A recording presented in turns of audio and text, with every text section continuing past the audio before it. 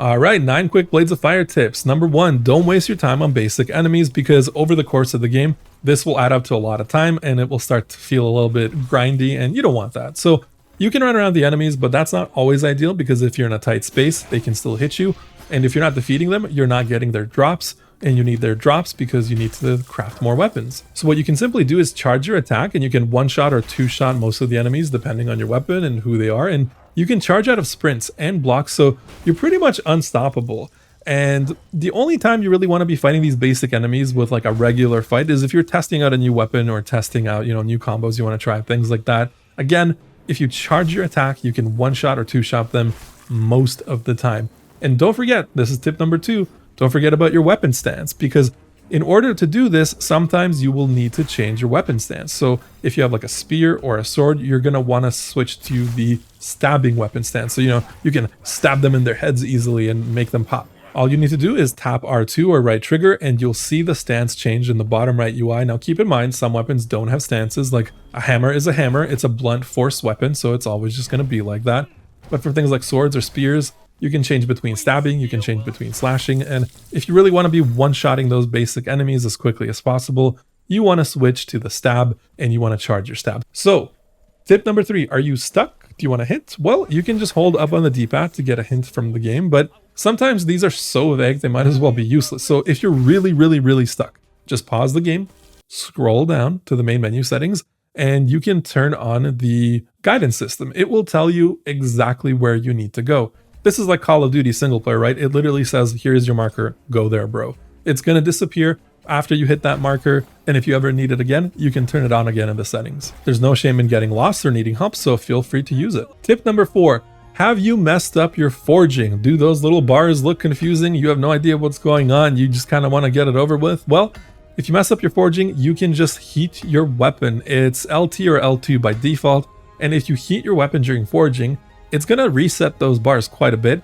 and it will remove 5 points from the current forging star that you're on, but you don't necessarily need 5-star repairs for all of your weapons, especially when you're early on, so I wouldn't worry about it too much. So whether you've messed up your forging or you're not really sure what's going on and you just want to reset it, just heat your weapon and keep at it. Let's move on to tip number 5. Are you struggling with combat? Well, you're going to hear a lot of tips online or even see meta builds from other YouTubers, things like that, but if you're struggling with combat, there's really only just a few things you need to work on to get better. And if you don't work on these things, no tips and no meta builds are going to help you. Games like Blades of Fire are all about patience. You basically just wait for the right moment to strike. So, watch your enemy closely when you're fighting them, and you're naturally going to pick up on tons of openings. Even enemies that don't have stamina bars and don't use stamina are not going to attack forever. They're going to attack, stop, and that's when you attack. Don't forget that you can also dodge and block to give yourself plenty of time to study the enemy. Feel free to keep a distance,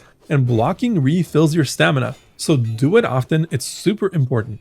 Just keep an eye on the block meter that shows up under your stamina when you're blocking. If it empties, your current block will get broken. But really, it's all about patience. Just be patient, watch your opponent, right? And then use your dodges, use your rolls, use your blocks to give yourself more time to watch your opponent. You will see them stop attacking at some point, they'll have an opening, and that's when you attack. As long as you have patience in this game or other games like this, you're going to do great. Hey, by the way, if you're enjoying this video, please consider liking and subscribing. Obviously, it helps me out a lot, but it also helps you have a more relevant YouTube homepage. Tip number 6, make sure you explore everywhere, even in environments where in other video games you wouldn't need to explore because there would be nothing there. In this game, sometimes things are hiding behind other things. Now, I can't get too much more specific than that because of spoilers, but what I will say is you want to explore because you'll get all sorts of secrets, shortcuts, upgrades to health and stamina, and many other things that, again, I don't want to spoil. The world is way more intricate than it initially appears. There's so many more secrets to it than you might think from just looking at it or just looking at the map. Tip number 7, don't be precious about the difficulty settings. So this game does have 3 difficulty settings, and you spent your hard-earned money on it, so enjoy it however you want to enjoy it. Now, the game, it defaults to hard, but in my opinion, as someone who's been playing games for decades, the difference between hard and normal in this game, it's not that big of a difference. In fact, you could make the case that hard is just kind of artificially slowing down your progress. So if you want to play it on normal, that's totally cool. Like, yeah, you have to be more careful and patient on hard, but it's not necessarily more engaging, right? If you're maybe being bored by that, there's absolutely nothing wrong with playing on normal.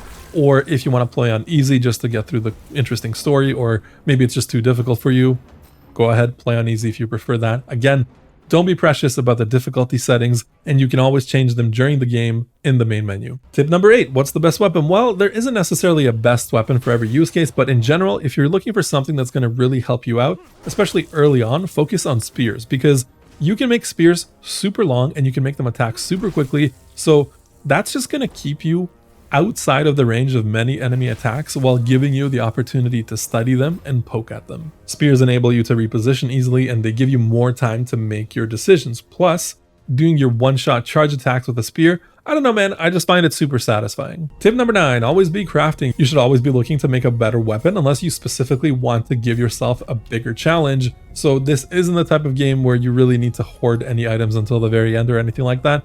Feel free to constantly be crafting new weapons. It's fun and it's cool. These have been my 9 quick tips for Blades of Fire. If you want to see more gaming videos like this one or other ones, be sure to like and subscribe to my channel. Thanks so much for watching. I'll see you next time.